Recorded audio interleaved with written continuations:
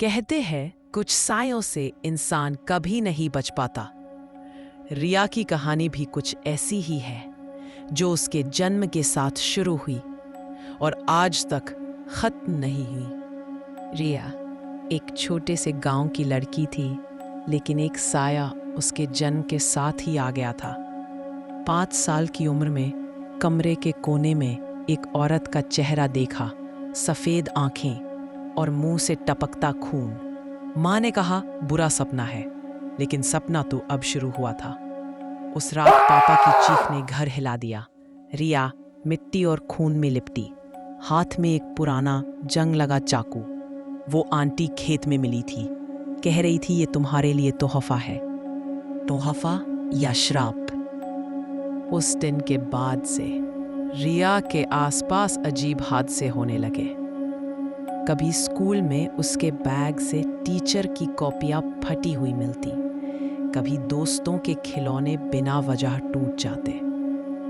गांव में लोग धीरे धीरे उससे दूरी बनाने लगे, क्योंकि उन्हें यकीन था जहां रिया होती है वहां कुछ न कुछ बुरा जरूर होता है। 12 साल की होते होते उसने घर के पीछे का पुराना कुआं देखा। अंदर से आवाज आई, नीचे आओ, तुम्हारा असली घर यहीं है। उस रात माँ ने देखा रिया कुएं के किनारे खड़ी है, बस एक कदम दूर, और उसकी आंखें पूरी तरह काली। सालों तक कोई भी पंडित, बाबा या डॉक्टर उसके साथ जो था, उसे हटा नहीं सका।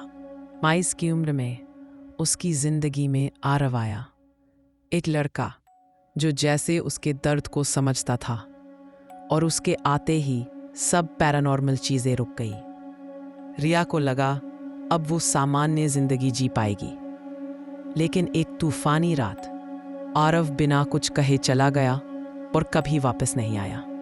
महीनों बाद एक शांत रात में रिया ने कमरे के कोने में वही पुराना साया देखा। इस बार वो साया आरव के रूप में था। कान में फुसफुसाहट आई, मैंने कहा था ना, मैं हमेशा तुम्हारे साथ हूं। रिया समझ गई साए बदल जाते हैं, पर जाते कभी नहीं।